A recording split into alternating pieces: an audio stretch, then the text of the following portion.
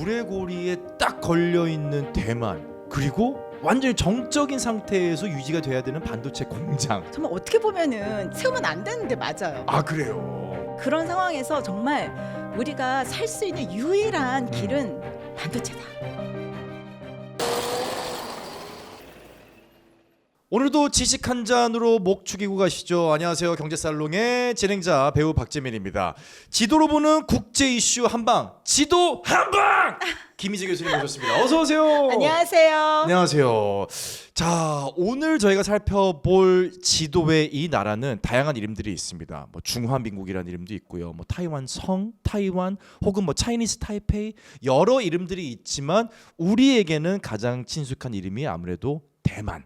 자, 오늘은 대만을 한번 살펴볼 예정입니다. 네. 지난 3일이었습니다. 안타까운 소식이 있었죠. 대만 동쪽 화련현에서 규모 7이 넘는 강진이 일어나면서 계속해서 사상자가 늘어나고 있습니다. 25년 만에 네. 대지진이었습니다. 그러니까요. 그래서 진도가 7이 넘었기 때문에 실은 그 동쪽에 있는 그 많은 건물들도 네. 무너졌고 또 다른 뭐 타이베이나 타이난 지역에서도 그 한 4도 정도의 그런 그 지진을 느낄 수 있었다고 야. 하니까요.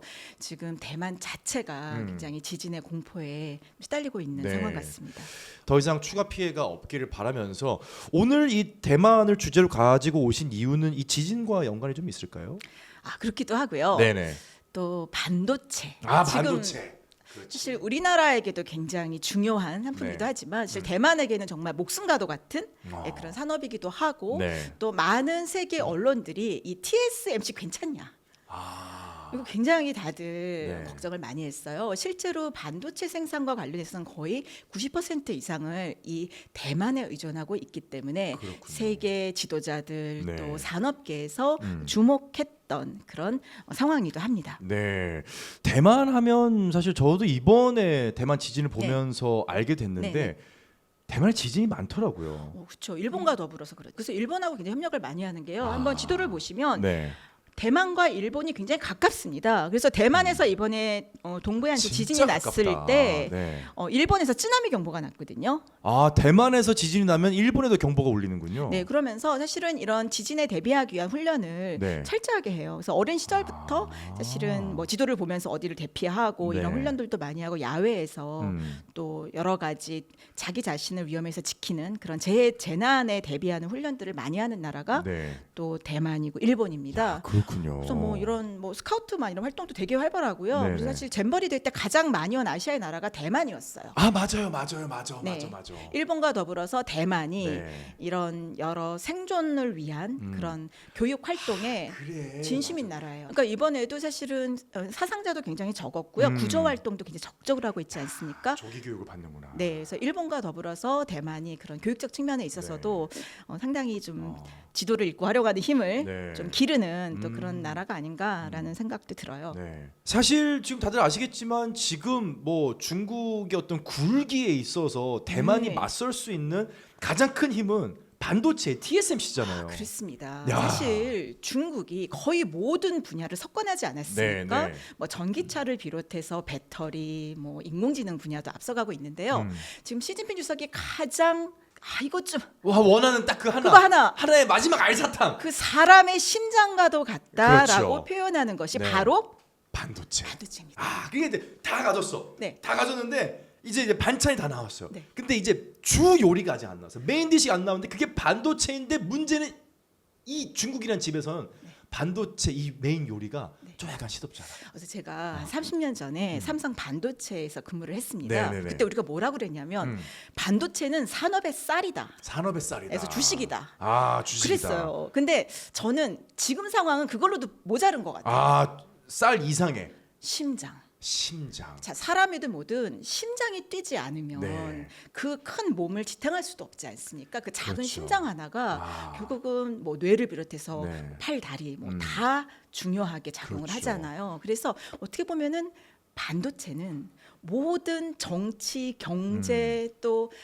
어떤 산업에 있어서의 심장과도 같은 역할을 한다. 그러니까요. 지금 네. 그 아까 말씀드렸던 것처럼 중국에서 막 반찬 다 나왔어. 네. 근데 여기 이제 메인 요리가 조금 좀 아쉬워. 네. 근데 옆집은 네. 반찬은 별로 없어. 네. 근데 메인 요리가 기가 막혀. 그렇죠. 근데 난 옆집이 막 너무 부러운 거야. 그게 네. 지금 중국과 대만 입장 아니겠습니까? 그래서 이렇게 세계 지도에서 이렇게 네. 대만을 보면 전에는 뭐 고구마 같다 이런 말을 했어요 사람들이. 그렇죠. 근데 고구마 저는 같다 아닌 것 같아요. 이 심장이다. 이 시- 세계의 심장이다. 심장 모양이다. 네, 저는 요새 그런 생각을 좀 하고 야. 있습니다. 지도를 딱 읽으면 근데 이 대만이 옛날에도 되게 중요했어요. 아 그래요? 네, 지금 특히 대항해 시대 때 네네네. 이 대만을 일 포르모사라고 했거든요.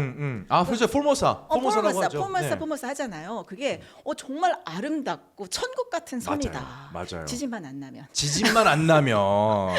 아니 정말 아름다워요. 저는 개인적으로 김희재 교수 어디 가장 좋아해? 제가 세계 몇 개국 다녔잖아요. 네. 그러면 저는 대만 가보세요. 아 대만. 네, 대만이 작지만 정말 아름답고 특히 이제 배를 항해하다가 멀리서 보면은 해발고도 굉장히 높습니다. 네. 가장 높은 곳이 거의 한 4,000m 육박하거든요. 그러니까 작은데 너무나 이 푸른색의 이 산 봉우리를 보고 하면 야 여기 진짜 우리 살 수 있겠다. 그 긴 항해 속에서 네. 이제 그렇게 생각하게 만드는 그 섬이 또 대만이었습니다. 아니 대만이 그렇게 작지도 않아요. 사실 우리나라로 치면 그래도 경상도 크기. 네, 한 도의 크기만 한데 네네.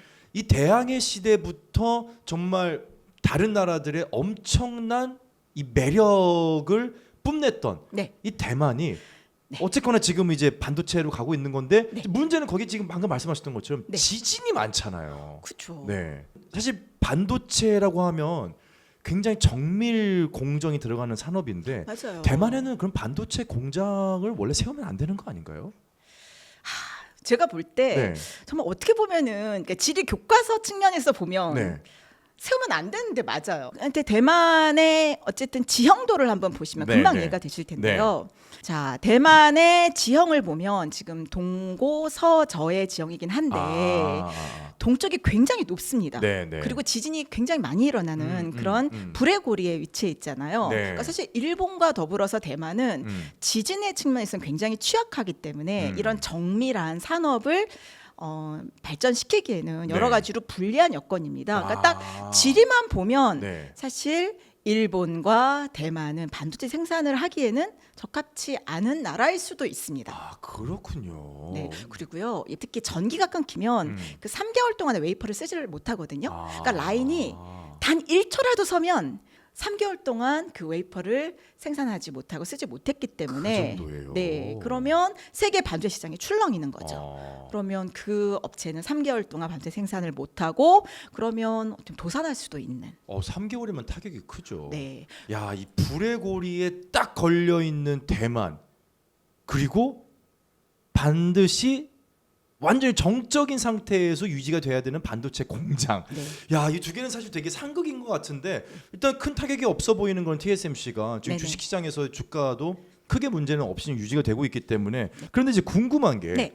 대만이 어쨌거나 지금 불의 고리 위에 있고 네. 중화민국이 어떻게 보면 쫓겨가서 어렵게 그냥 세운 나라잖아요. 우리는 독립선언하겠다 하면서 하고 근데 나라라고 하면은 중국에서 뭐라고 합니다. 그럼 조심하셔야 돼요. 그럼 뭐라고 해야 될까요? 사실 네. 일국 이체제라는 표현을 많이 써요. 아, 그렇죠, 그렇죠. 그러니까 지금 마치 사실은요, 홍콩처럼. 네, 네. 그래서 대만은 사실 대사도 파견을 지금 못하는 상황이에요. 아, 그렇죠. 그러니까 국교도 미국에서 설립 안 그 돼 있죠. 대만을 대변하는 대사 역할을 하는 사람을 대만의 뭐 경제 문화 뭐 대표부 뭐 이런 식으로 그러니까 대사관 엠버시라는 표현을 쓸 수가 없어요. 안 쓰죠. 관자를 못 쓰는 거죠. 네, 그러니까 얼마나 대만 입장에서는 답답하겠습니까. 그러니까 음. 그런 상황에서 정말 우리가 살 수 있는 유일한 길은 반도체다라고 판단을 해서 네. 어떻게 보면 정말 모든 여건이 이렇게 좋지 않음에도 불구하고 네. 이 반도체 산업에 정말 민관이 합동해서 네. 이 산업을 계속 성장시키고 지금은 정말 세계가 주목하는 그런 강국이 된 게 네. 어떻게 보면 이 반도체 힘이 아닌가라는 네. 생각도 듭니다. 한번 네. 이제 저희가 이제 지도 한 방이니까 네네. 지도를 보면서 좀 얘기를 해볼게요. 네네네. 지금 대만 내에 있는 반도체 공장들은 어떻게 분포가 되어 있나요? 자, 한번 지도를 보면 네. 금방 이해가 되실 텐데요. 자, 대만 반도체 공장이 일단 대만의 서부 지역에 있는 걸 보실 수 있습니다. 네, 자, 동부서저라고 하셨죠. 네. 특히 이 지금 동쪽 지역은 또 높은 산맥들이 연달아 있기 때문에 그렇군요. 산업시설을 입지하기는 굉장히 좀 어려운 곳이다라는 네. 걸 아실 수 있을 거예요. 그래서 실제로 일본이 이제 대만을 개발을 했는데 그때 일본이 19세기 말에 그린 지도를 보면 여기에서 설탕 제조 산업을 많이 했어요. 그러다 보니까 제조를 할 때 있어서 뭐 전기도 필요하고 용수도 필요하고 네. 또 인프라도 필요하지 않습니까? 네. 그래서 사실은 이 대만의 이런 여러 산업의 인프라들은 이 서쪽 평야지대에 밀집돼 있다라고 보실 수 있어요. 그래서 역시 이 대만의 반도체 공장도 이 북쪽에 있는 타이베이, 네. 타이베이가 이제 대북인 거죠. 네네. 그래서 타이베이 중심으로 해서 조금씩 이 서부 해안을 따라서 공장이 건설된 걸 볼 수 있어요. 또 반도체에서 중요한 거는 용수거든요. 그렇죠. 굉장히 많이 중요하죠. 씁니다. 네. 그래서 여기 보면 타이베이 또 신주 이곳에 이제 공장들이 밀집되어 있는 걸 볼 수 있고요. 또 나냐 테크놀로지나 또는 파워칩 같은 것도 이 북쪽 지역에 입지한 걸 볼 수 있습니다.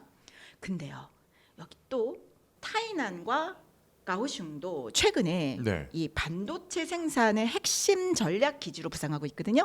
자, 그 이유는 이쪽 지역의 민주진보당이라는 그러니까 네. 지금 차이잉원 총통 네, 차이잉원. 있었고 1월달에 또 선거가 있지 않았습니까? 그렇죠. 그래서 이제 민진당이 이 남쪽에 기반한 정당이에요.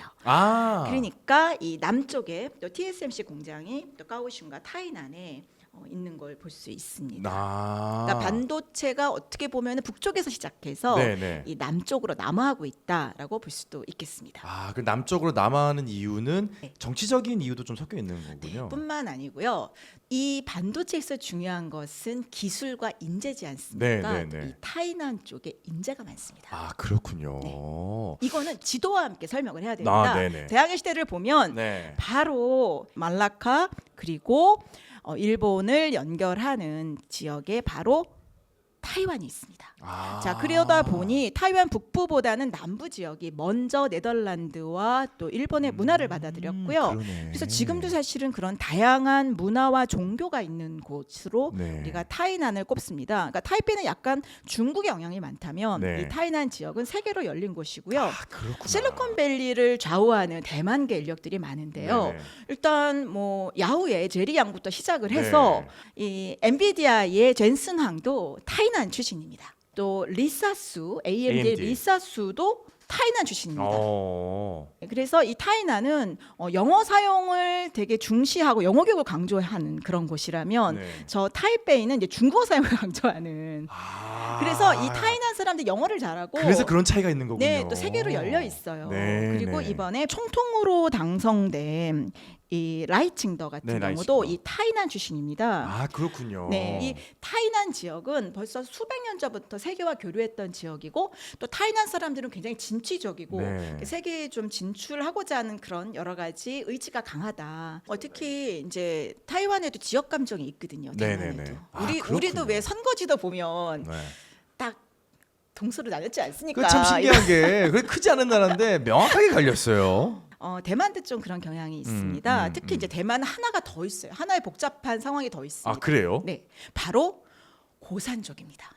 고산- 원주민들. 그렇죠. 사실 대만 하면 빼놓을 수 없는 게 원주민들이잖아요. 네. 그래서 대만에 이 높은 고봉들이 있고 네. 또 산이 높다 보니까 그 골짜기마다 정말 다양한 언어와 또 어떤 문화적 관습을 가진 네. 그런 소수민족들이 굉장히 많은 거예요. 음. 그래서 이 소수민족들이 있는 이 산악지대 그리고 또 중국과 가까운 이 북쪽 지역과 또 중부 지역, 네. 또 남부 지역으로 크게 나눌 수가 있는데 음. 사실은 국민당 정권이 사실 독재를 하지 않았습니까? 오래 했죠. 네, 그러면서 이 중국하고 가까운 곳에서 여러 가지 산업도 발달하고 또 타이베이가 수도다 보니까 네. 상대적으로 이 타이난 지역이 낙후됐던 거예요. 아, 그렇군요. 그러니까 불만이 많았겠죠. 네. 그래서 반도체 공장을 하나 세우면 여러 가지 부대 효과도 생기고 또 다양한 산업 생태계가 이제 만들어지니까 특히 이제 가뭄 나고 막 이럴 때 네네. 반도체 공장에서 많은 용수를 사용하잖아요. 네네. 그래서 이 농사 짓는데 피해를 입은 농민들에게도 또 많은 보조금을 줘요. 오. 그래서 정말 온 국민이 힘을 합쳐서 네. 이 반도체 강국의 지위를 유지하기 위해서 많은 그렇군요. 희생도 하고 네. 또 뭐 정치적 성향에 상관없이 정말 반도체는 우리 대만을 지키는 정말 방패다라는 아. 그런 공감대는 정말 확실한 것 같습니다. 아, 그렇군요. 어떻게 보면 북과 남의 그 멀었던 격차를 반도체 공장을 만들어주면서 좀 좁혀나가는 모양새가 나오고 있는 게 지금 현실인 건데 그렇죠. 방금 말씀하신 것처럼 이 중국을 향한 방패라고 했어요, 반도체가. 네네네네. 그럼 실제로 궁금한 게 네. 그 정도의 역할을 반도체가 해주고 있나요? 아, 그럼요. 아, 그래요. 사실 대만이 이제 1972년에 이제 미국과 중국이 공식 수교 내 땅들을 맺게 되면서 네. 여러 가지 정치 외교적으로 고립됐죠. 정말 네. 저는 우리나라 힘들다 그러는데 대만만 같으랴. 국교 수립된 나라가 몇 개 없습니다. 한 20 몇 개 이렇지 않아요? 아니요, 13개. 아, 그렇게 줄었나? 그 사이에 또 줄었어. 그러니까 유럽에서는 바티칸밖에 없어요. 그 바티칸 야. 공동 있잖아요. 그게 나라로 인정을 못 받는 거예요, 지금. 얼마나 힘들겠습니까? 그런데 딱 TSMC 일단 그 명칭부터가 국뽕이에요. 아하, 그죠. T가 뭡니까? 타이완 세마이컨덕터 그렇죠. 매뉴팩처링 네, 컴퍼니. 컴퍼니. 그러니까 정말 우리 대만에서 만두 생산해라는 네. 거를 어떻게 보면 전 세계에 홍보하고 있고 또 대만의 존재감, 또 대만이 얼마나 세계에서 중요한 곳인지를 그러니까. 사실 그 TSMC라는 네. 그 회사 명칭 자체가 보여주고 있는 거 아닌가라는 생각도 좀 들어요. 네. 그러니까 정말 지키는 방패고 또 대만을 홍보하는 수단이기도 하고 또 대만의 어떤 경제적 중요성을 네. 세계에 보여주는 그런 상징적인 기업이 아닌가라는 생각이 듭니다. 그럼 지금 대만 같은 경우는 TSMC가 네네. 이제 방패 역할을 하고 있는 네네. 건데 네. 혹시 이 뭐 특정한 사업이나 어떤 특정한 자원이 나라의 방패 역할을 해준 다른 사례도 있나요? 일단은 석유가 그랬잖아요. 아, 석유. 그렇죠. 그래서 사실 중동이 어떤 세계의 그러네. 이목을 끌었던 이유는 사실 네. 중동에서 인구가 그렇게 많지도 않습니다. 그렇죠. 그리고 특별한 뭐 산업이 발달한 것도 아니지만 이 석유라는 자원 하나 때문에 정말 모두가 주목하는 그런 지역이 됐었잖아요. 네, 네. 근데 지금 뭐 쉐일도 뭐 생산이 되고 이러다 보니까 이제 석유의 중요성은 점점 낮아지는 상황이고 네. 반도체가 어떻게 보면 석유를 대신하는 어떤 전략적인 어떤 산업이 되고 있는 거 아닌가라는 생각이 듭니다. 사실 반도체가 국가 경쟁력에 굉장히 큰 영향을 준다고 판단을 한 중국이 네. 작년이었죠. 네. 반도체 굴기를 선언하기도 하면서 예, 예. 미국이 발빠르게 한국, 일본, 대만 네. 밸류체인 같은 걸 만들자라고 칩4. 하기도 했었잖아요. 네. 네, 그게 이제 칩4 그런 모습에서 나온 게 어쨌거나 TSMC도 우리가 좀 지진도 있고 하니 좀 계속 외연 확장을 하겠다, 동맹을 찾겠다. 근데 그렇게 해서 한 게 지금 일본의 반도체 공장을 짓는다고 소식이 네. 들려왔거든요. 근데 네. 문제는 네, 네. 근데 일본도 지진이 많은 불레골이 있는 나라잖아요. 이거 지금 그렇죠. 괜찮은 선택일까요? 브레고리 지도 한번 다시 한번 볼까요? 다시 한번 볼게요. 네. 아니, 그러니까 저게 지금 대만도 있고 네. 일본도 있잖아요. 그러니까 그렇습니다. 우리나라는 참 어떻게 운이 좋게 약간 비껴갔는데 네. 제가 봤을 때는 야 이게 지금 괜찮은 선택인 건지. 특히 아마 놀라실 거예요. 구마모토 현의 TSMC 공장에 지금 들어서고 있거든요. 네. 그래서 지금 지진이 났을 때 사실 기시다 총리가 가장 먼저 방문한 곳이 바로 이 구마모토 현의 TSMC 공장이었어요. 그래요. 그래서 우리가 걱정하지 마라. 우리가 보조금도 더 늘려주고 네. 우리가 계속 지원을 하겠다. 힘내라. 네. 그래서 이 구마모토에서인데 이 구마모토가 또 특이한 지역인 게요. 2016년에 또 대지진이 일어났습니다. 아이고야. 근데 우리가 생각해 볼 게 있어요. 네. 자, 자연재리적으로 이 지진대에 있다는 것은 굉장히 불리한 조건이기도 해요. 네네. 근데 그거 아셔야 됩니다. 실리콘밸리도 브레고리에 있습니다. 아 그래요? 샌프란시스코 네. 대지진 일어났잖아요. 그러네. 대지진이 있네. 110년 전에 맞네. 큰 대지진이 일어났죠. 그러니까 지진이라는 것이 굉장히 두렵고 또 무서운 그런 자연재해이긴 하지만 지진이 또 사람들의 마음을 합치게 하고 또 항상 깨어있게 하고 어떻게 보면은 재난과의 전쟁이지 않습니까? 네. 그리고 더 중요한 거는요. 이게 모든 걸 다 망가뜨리잖아요. 그러니까 다시 혁신을 하기가 좋은 겁니다. 네. 그러니까 미국도 보세요. 동부와 서부를 보시면 동부에서는요. 새로운 게 안 나타나요. 보스턴이나 이런 데 보면 정말 네. 멋있는 건물에 또 좋은 대학들도 많지만 동부에서 뭐 혁신이 일어난다는 말 들어보셨습니까? 그런데 그렇죠. 스탠포드를 비롯해서 네. 이 서부 지역은 지진에도 취약하고 또 여러 가지 뭐 지리적 관점에서 불리한 측면도 많음에도 불구하고 혁신이 계속 일어나는 그런 배경에는 저는 이 지진으로 인한 피해를 복구하는 과정에서 네. 또 사람들이 어떤 새로운 혁신을 실험하기가 좋은 거예요. 마찬가지로 구마모토도 그렇습니다. 그때 정말 초토화됐거든요, 지진으로. 네, 네. 근데 여기에 완전히 새로운 인프라를 깔고 실험을 하면서 구마모토를 반도체 혁신의 중심지로 만들겠다는 강력한 의지를 표현하고 또 라피더스라고 하죠. 네. 그래서 산학에 연계해서 지금 일본은 엄청난 반도체 어떻게 보면 중흥을 위한 그런 노력을 하고 있고 그런 과정에서 이 대만을 끌어들여서 TSMC와의 연계를 강화하고 있어요. 파운더리가 강하잖아요. 이쪽은 또 일본은 또 소재 또는 장비 쪽이 강하니까 서로 윈윈할 수 있는 파트너로 딱 TSMC를 찍어서 네. 지금 하고 있고 뿐만 아니라 저는 주목할 만한 게요. 최근 일본에서요. 이공계 인력들 그 TO를 네. 11,000명이나 늘렸습니다. 그래서 와. 지금 일본 기시다 총리를 중심으로 해서 우리는 잃어버린 30년, 반도체 30년 되찾겠다. 그래서 지금 우리가 좀 주목해야 된다. 이 대만과 일본의 지금 이 밀착이 심상치가 않다. 그리고 우리가 또 주목해야 될 건 뭐냐면요. 우리는 되게 반일 감정 심하잖아요. 근데 대만과 일본은요. 상당히 가깝습니다. 그렇죠. 거기도 사실은 공격하고 공격받는 입장이었잖아요. 아 그런데요. 네. 우리하고는 조금 다른 게요. 우리는 정말 수천 년 역사를 지닌 아주 민족의식이 강한 국민들인데 네. 사실 대만은 소수민족도 많았고 소수민족이 많고 어떤 원주민도 큰 많고. 독립된 네. 그런 왕조가 세워진 역사가 길지 않아요. 그렇죠, 그렇죠. 그러니까 정씨 왕조라고 해서 잠깐 정성공이 이제 중국 그 엄마 또 일본 여자예요. 네, 네, 네. 그러니까 이런 식으로 일본이 완전히 우리의 뭐 적이다라는 생각보다는 우리와 문화적으로 경제적으로 많이 연결돼 있다. 친밀감이 좀 있었군요. 네, 그리고 사실은 저도 놀라운데 그 대만 사람들이 그렇게 일본에 대한 우리가 갖는 감정이 없더라. 네, 그래서 뭐 제가 뭐 일본을 두둔하는 건 아닙니다. 네, 네, 네. 하지만 일본과 대만의 어떤 문화적 동질성이라든지 뭐 이런 관계는 굉장히 끈끈하다. 그리고 지금 사실은 이 반사이익을 또 보고 있는 나라가 있어요. 또 어딘가요? 우리나라. 말레이시아, 왜또 싱가포르입니다. 우리나라 또 빠졌어요? 왜 말레이시아로 가네요? 어떻게?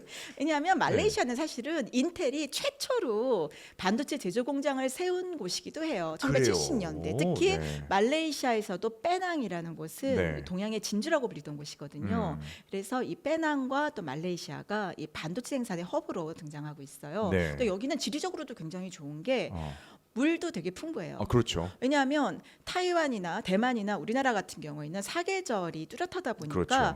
가뭄이 굉장히 있죠. 심하죠. 네. 그런데 사실 이 빼낭이나 싱가포르, 말레이시아 지역은 열대 우림 기후예요. 비가 그래서 항상- 연중 비가 많이 오기 맞아요. 때문에 물 걱정 없고 그런데 사실은 고가 반도체 장비로서는 조금 아직은 수준이 떨어지지만 네. 지금 중국에 많은 기업들도 투자를 하고 있고 그래요? 싱가포르가 네. 이 말레이시아가 또 화교들이 많은 곳이지 않습니까? 그렇죠. 그러다 네. 보니까 이제 미중 갈등 사이에서 어떻게 보면 새로운 돌파구를 이 말레이시아와 싱가포르 찾고 있는 것이 아닌가. 그래서 네. 이제 동남아가 또 이 반도체 생산에 있어서 굉장히 중요한 생태계로 지금 들어오고 있는 또 그런 시점이기도 합니다. 네.